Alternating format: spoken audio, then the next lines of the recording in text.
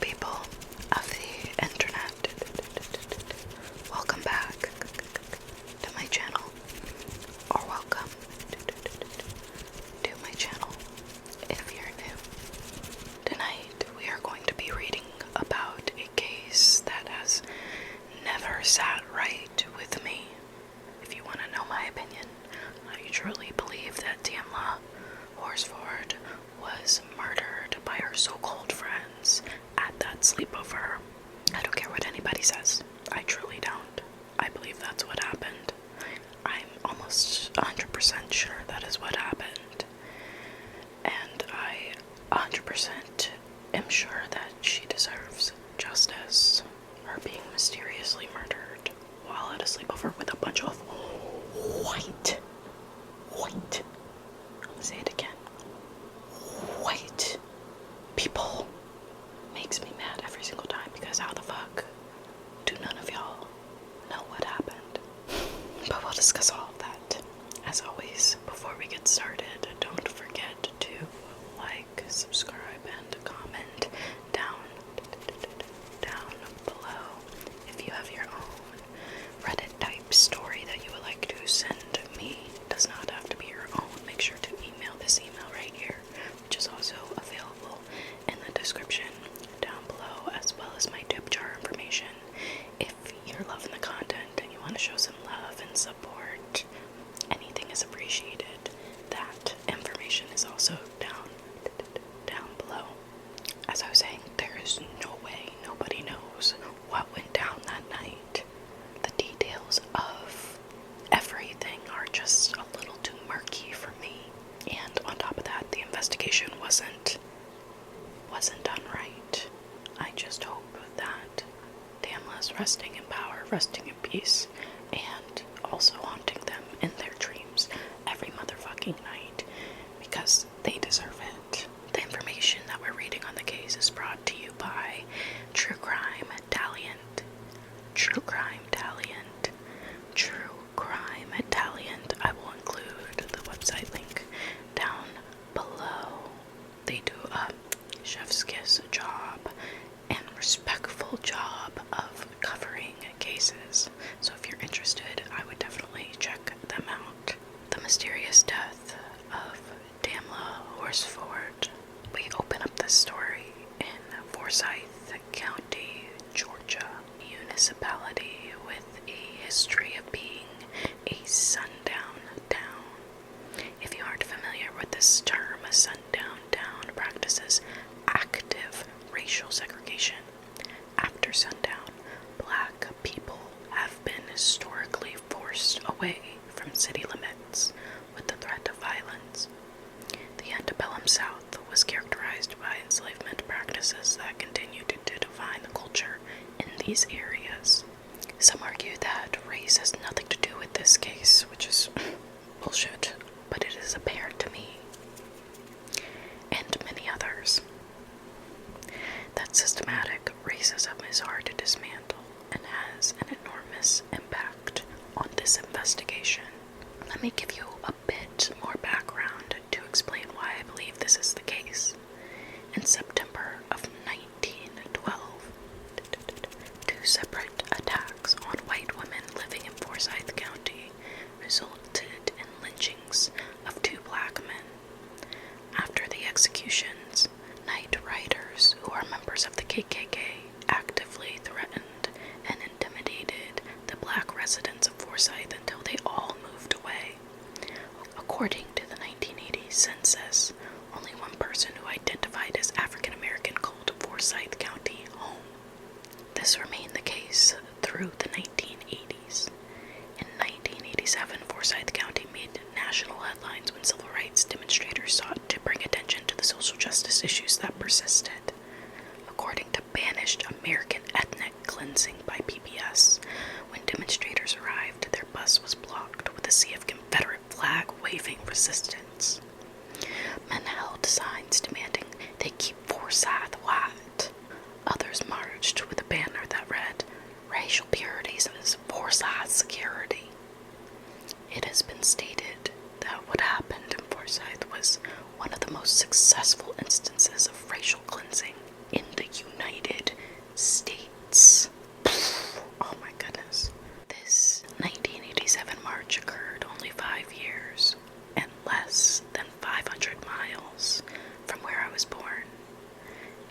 wasn't long ago, and with cases like Tamla's, the argument remains that these prejudices continue to harm.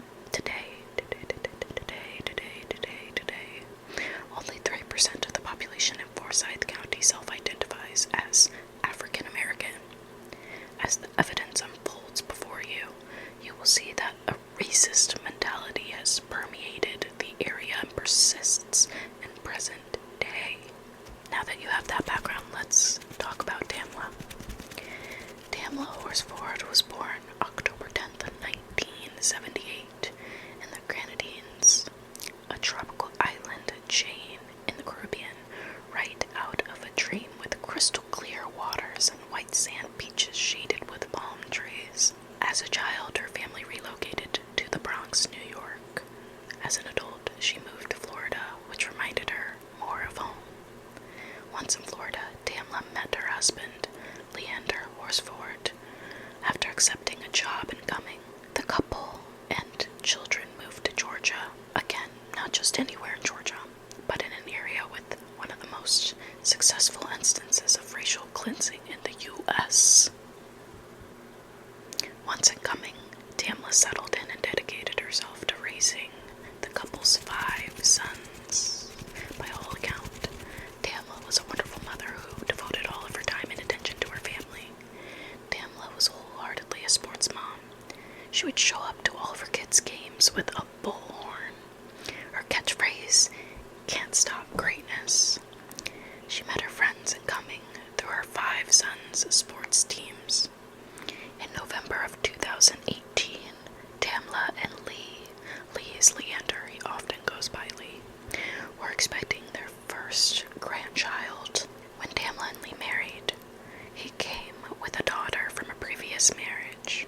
Tamla raised his daughter as her own, and the two developed a close relationship. Tamla was overjoyed about the impending birth of her first grandchild.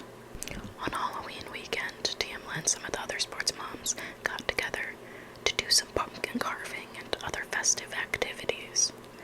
The women had a good time together, so the following weekend, a woman in the friend group named Stacy Smith organized a sleepover party for the weekend of November 3rd. The party would be held at Jean Meyer's house.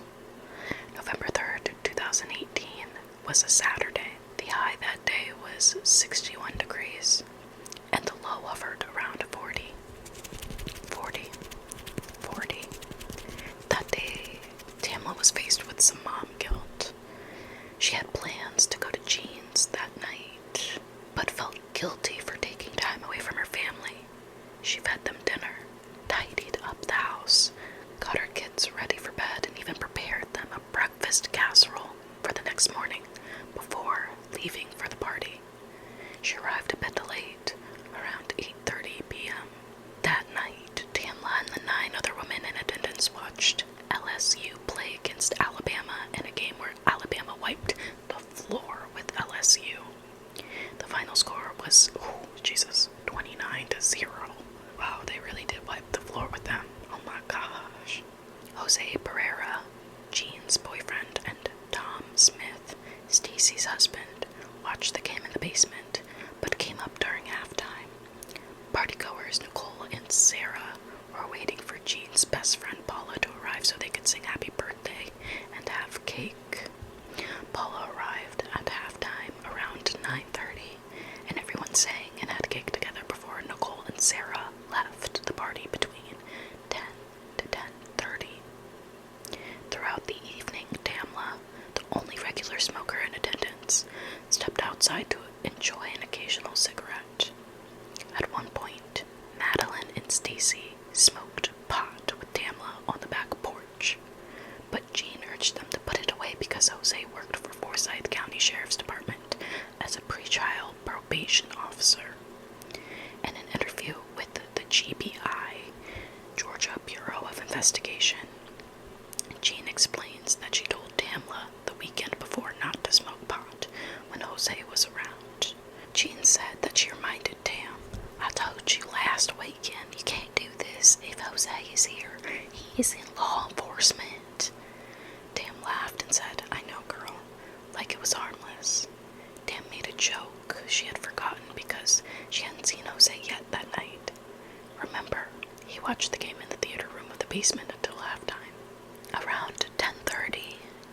FaceTimes with her family, and her husband Lee reported she appeared to be having a good time. After the football game, everyone played Cards Against Humanity. Video footage from that night shows that the women were all on the couch, laughing and having a good time. As the night went on, they started to turn in for bed one by one. As some women were leaving and others were headed to bed, Tamla mentioned she would prefer to go home. Stacy, Tom, and Jean all insisted she stay. By some accounts, they went as far as to take her keys. At 1:47 a.m., Bridget, another partygoer, was picked up by her husband Gary. In her GBI interview, Jean explains it was between 1 and 1:30 a.m. when those staying started turning in for bed. She tells the investigator that Bridget was cleaning the kitchen when she went upstairs, and Tamla was sitting at the island having a bowl of gumbo. She says that when she and Jose went to bed, they first stopped to Paula's room to talk about one of the ladies who got way too intoxicated that night. Her name is Jen. Jean says that while talking to Paula, Jose mentioned he needed to go to the basement to get his charger. She reports he retrieved it, came back up and mentioned Bridget was still cleaning, and then the couple went to bed, where they had relations and fell asleep. Tamla, who was reported as being the last one awake that night, told Bridget she would finish her snack, smoke, and go to bed. Tam walked Bridget to the door at 1:47 a.m. when her husband arrived and said goodnight. Bridget claims that in her GBI interview that she told Tamla to lock the door when she left. Just over 2 hours later, a woman named Marcy leaves the house at 4:10 a.m. to get ready for work at her seasonal job at the Coach store. Paula reports leaving around 7:30 in the morning. No one has been able to explain why the garage and back door were left open all night. Around 8 a.m., Jean's Aunt Madeline, who lived in the basement apartment, woke up and went to make herself some coffee when she saw something that shook her to the core while looking out the window. By her own account, Madeline kneels to pray before going upstairs to alert Jean that something is wrong with her friend from the islands. At 8:59 a.m.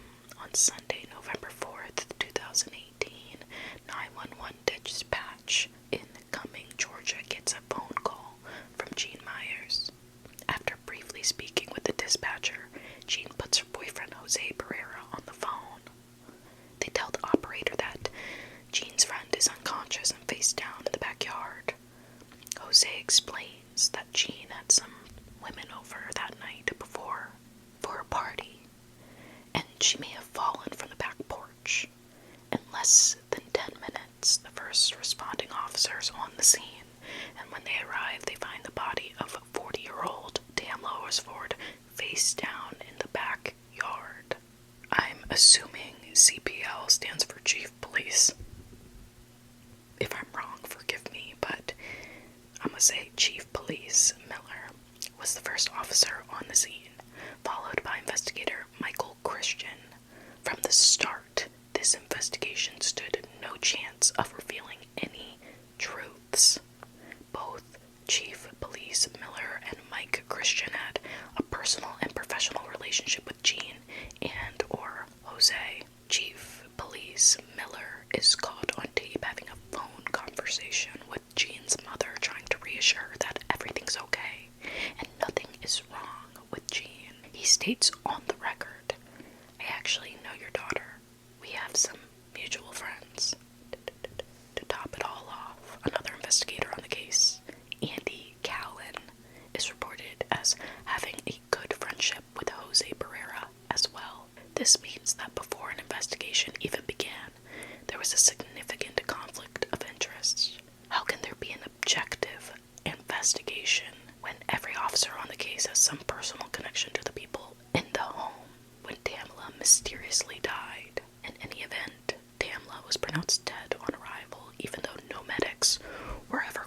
the scene,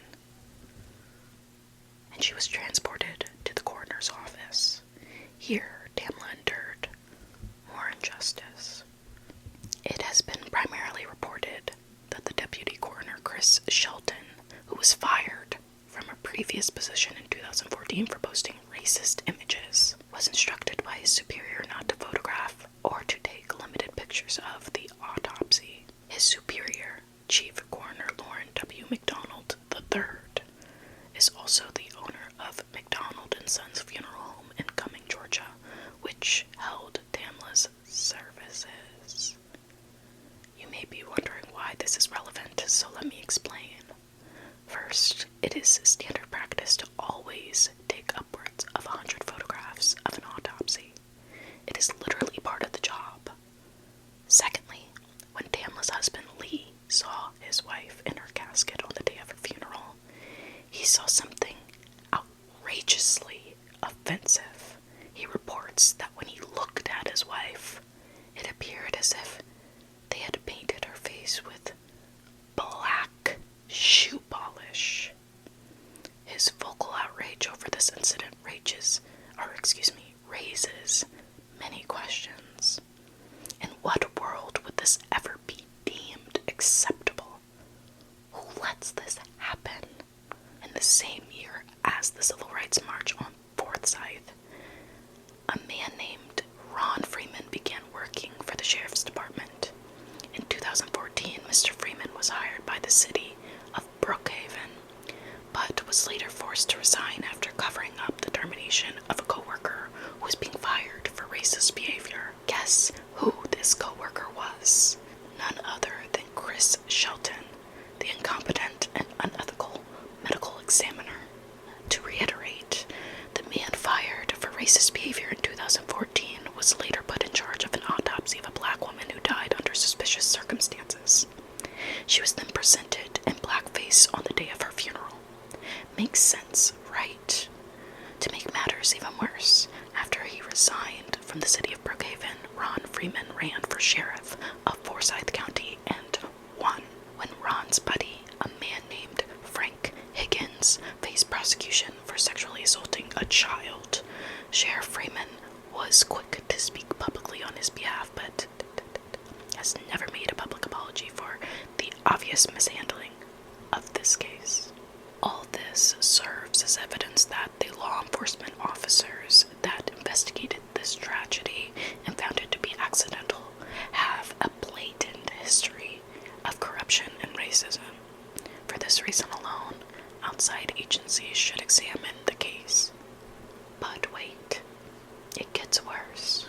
Investigator Mike Christian was subjected to an internal affair investigation concerning his conduct when investigating Tamla's case. Mr. Christian was an avid cheater with numerous extramarital affairs, and while this speaks to his character, this isn't why he faced an internal investigation. What actually triggered it was when he broke things off with one of his mistresses. On November 4th, when he responded to the crime at Jean's house, Christian sent several Snapchat messages to his mistress, referring to Tamla as the porch lady, and sent her photos of Tamla's dead body. In a recorded interview with the GBI, she reported that Mike referred to Tamla as porch lady so much that she forgot Tamla's real name. She also explains that he sent her Snapchat photos of almost every crime scene he went to so they could talk about it later when they were together. Sick. To be clear, it is police procedure that this type of information remains confidential until an investigation has been completed and a case is closed. In the GBI interview with his mistress, she explains that Christian said from the beginning that he didn't think Tamla fell from the porch, but he also wasn't sure what happened. At some point, Christian told his mistress that there were phone calls between Jose and Andy Callan before 911 was called. Andy Callan has even gone on record about these phone calls, admitting he told Jose to check her pulse, and that's why her arm was moved. In his GBI interview, Jose claims this statement is bullshit. Mike remained convinced that the people at the party panicked after Tamla died and talked to Caitlin to get their story straight. In the same GBI interview, his mistress states that Mike Christian started having panic attacks after Tamla's case. He told her that if there was a cover-up he wasn't privy to, then his own officers set him up to walk into a failed investigation.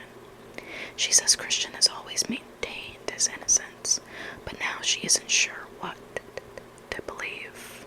After the internal affairs investigation, Christian resigned from his position with the sheriff's department. As if all this wasn't proof enough that this case wasn't properly investigated, Jose Barrera also triggered an internal investigation when he abused his position within the court system to access the case files to Tamla's death and leaked information to Jean. At this same time, Tamla's close friend Michelle Graves claims that her information was accessed, also through the court system, and leaked. You may be wondering why that would happen. Well, Michelle Graves was the person who immediately stood up for Tamla and raised red flags that something here went tragically wrong. She feels her information was accessed and leaked in retaliation, which doesn't seem too far-fetched at this point. In another leaked Snapchat message from Mike Christian, he writes that it's a nice day for digging shallow graves next to the roadside. People close to this investigation received that as a direct threat to Michelle. Next, let's discuss the autopsy in a bit more detail.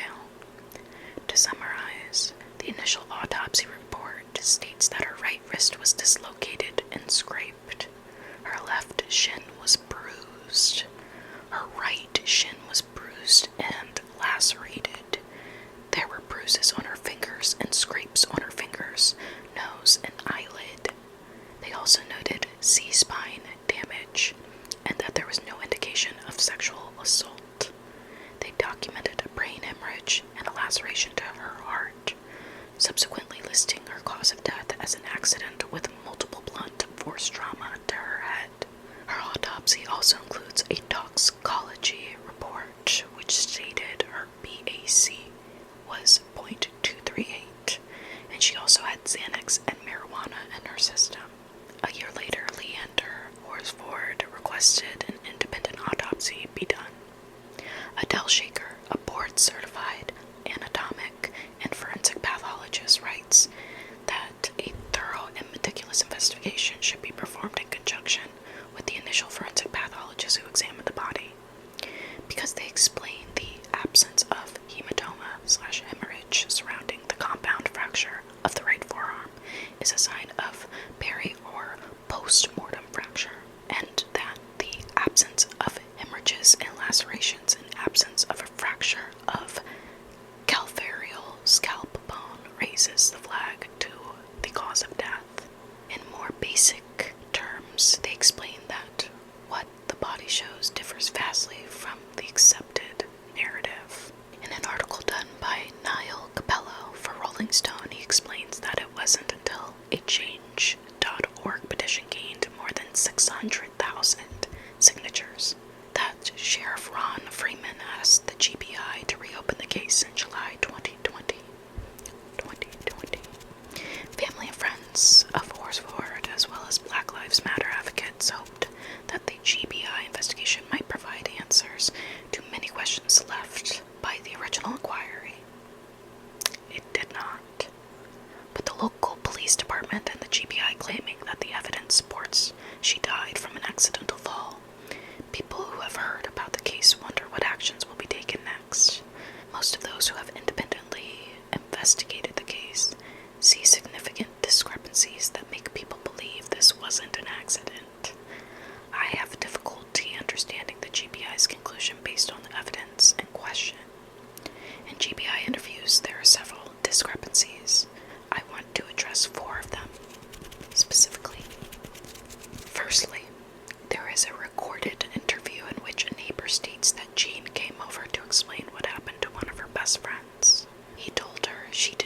an explanation.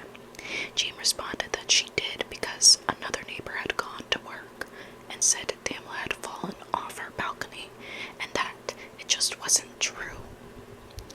Jean stated she watched the surveillance footage of that night and it looked like Tamla went out to smoke and fell. This contradicts Jean's statement that the cameras weren't recording that night. It also contradicts her statement as seen on Facebook. It explicitly reads, quote, "There was no fall from my deck," unquote. Because she had been vocal about there being no surveillance footage, the agent double checks that she said it was on video. The neighbor insists that she did, and that Jean told him the footage showed Tamla on the ground around 1 a.m. going out back to smoke a cigarette. What is even more interesting about this is the fact that Jose, in the 911 call, explains that they have cameras recording that should have caught the accident.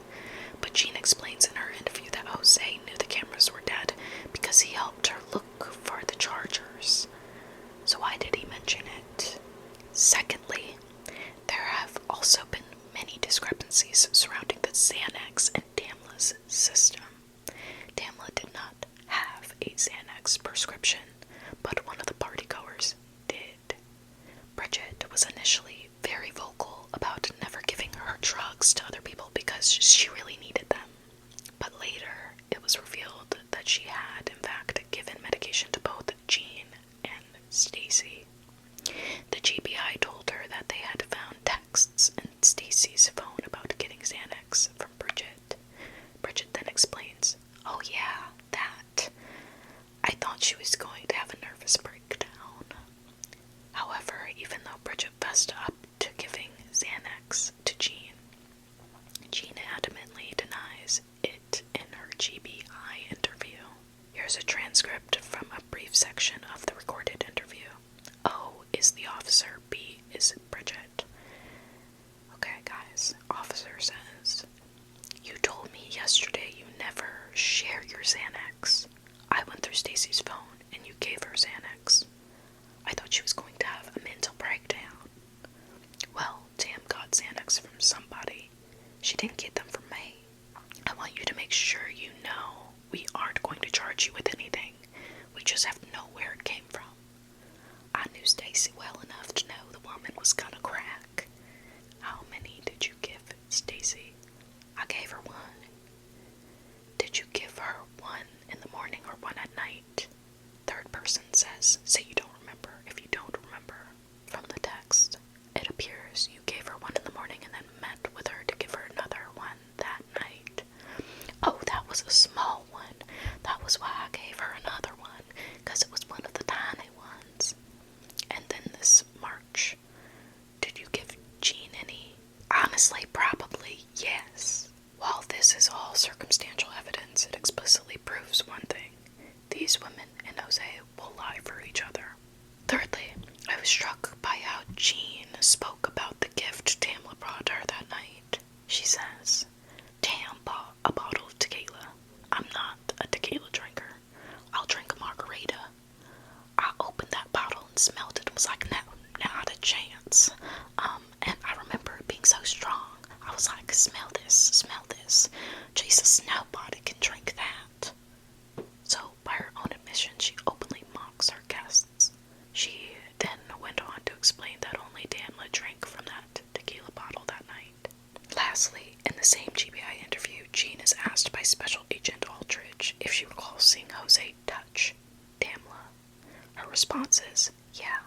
She explains that Jose lifted one leg and said, "She's already stiff." She repeatedly remarks how weird it looks seeing Tam like that. She says her arms were down like she face planted. Her arms were by her side, palms up. But when the officers photographed the scene, her arms were not as Jean vividly remembers. Jean elaborated that Jose told 911 he saw a mark on her wrist and wasn't sure about suicide, but that was the placement.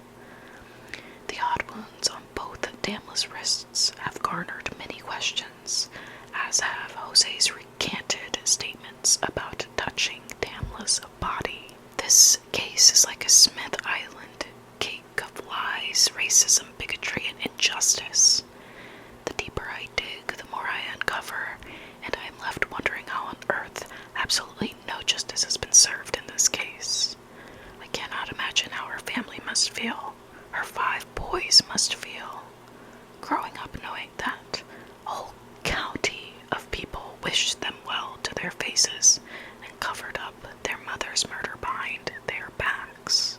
In an interview with Ralph Fernandez, the Horsford family attorney, he states that it is impossible for her to have fallen from where they claim and end up where she did. He states that the evidence doesn't make sense, citing that the wound at her wrist, which would have expelled blood had it not been broken post-mortem. In an interview with 11 Alive, a news agency out of Atlanta, he explains that he plans to move forward with the case after January 2023. With all of this independently verified information in front of you, I ask that you come to your own conclusions, and I ask that of you too. Respectfully, of course. With more eyes on this case and more public attention, those responsible will feel the mounting pressure to come forward and relieve themselves of the burden of living a lie. Justice for Tamla Horsford. You can't stop greatness. I couldn't have said it better myself, honestly. But for real though, draw your own conclusions. Let me know how you feel, respectfully, about this case down below. Have you heard of it before? I love reading your thoughts. As always, don't forget to like, subscribe, and as I said, comment.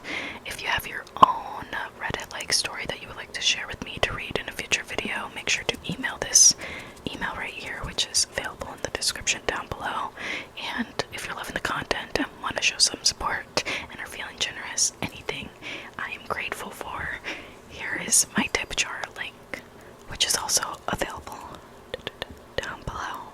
I hope you guys enjoyed learning about Tamla. I wish her family nothing but the best. May she rest in power. Say her name. Namaste. Have a nice day, guys.